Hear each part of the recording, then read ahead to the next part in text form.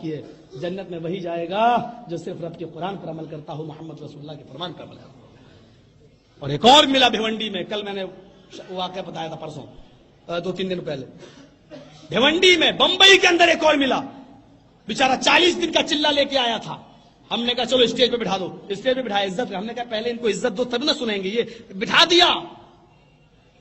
ایک سوال کر دیا اس نے تقریر سن کر، مولوی صاحب آپ کس امام کو مانتے ہیں؟ میں نے کہا الحمدللہ میں چاروں کو مانتا ہوں۔ میں نے کہا مائک دے دو اس کو، اناؤنسر کے پاس جو مائک تھا اس کو دے دیا۔ میں نے کہا میں چاروں کو مانتا ہوں۔ نہیں چاروں کو تو ہم بھی مانتے، آپ تقلید کس کی کرتے ہیں؟ میں نے کہا میں چاروں کی کرتا ہوں۔ بولا چاروں کی کیسے ہو جائے گی؟ میں نے کہا تم کس کی کرتے ہو؟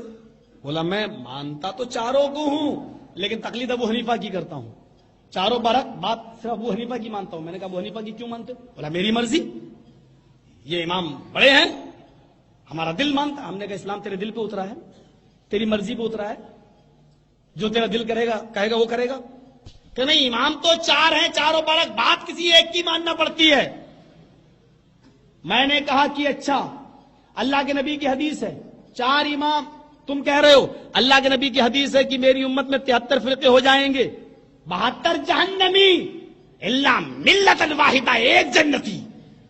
ہم نے کہا تو ایک جنتی مسلک فرقہ بتلا دے، چل میں وہ مسلک میں آنا چاہتا ہوں جنتی۔ کہنے لگا کہ آپ آ جائیں گے؟ میں نے کہا آ جاؤں گا۔ کہا اہل حدیثوں کو چھوڑ دو گے؟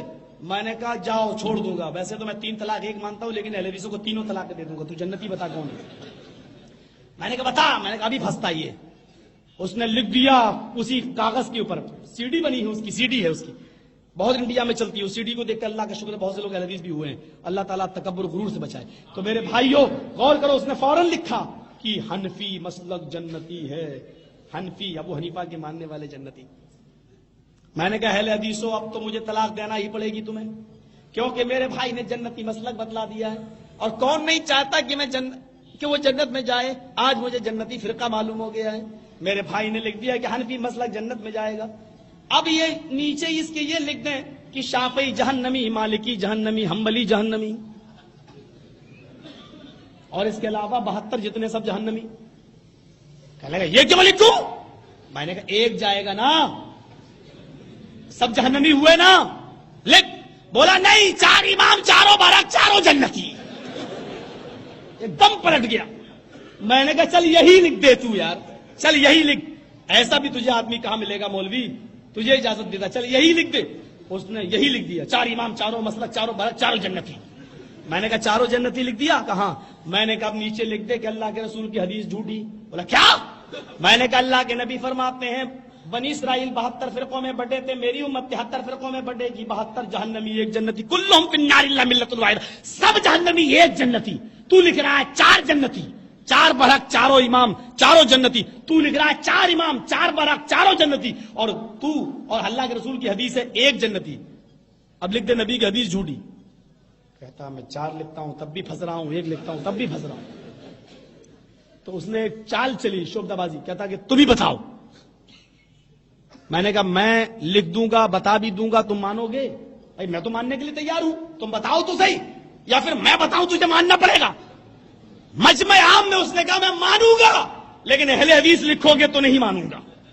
تعصب دیکھو اہل حدیثوں سے اس کا پہلا کتنا۔ بولا کہ میں مانوں گا لیکن اہل حدیث لکھو گے تو نہیں مانوں گا۔ میں نے کہا لا پہلے میں لکھ دیتا ہوں اہل حدیث جہنمی۔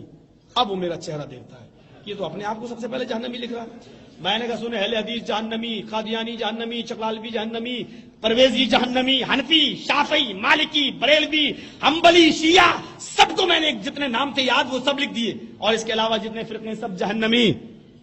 بولا پھر جنت میں کون جائے گا؟ میں نے کہا صبر کر بھی لکھتا ہوں۔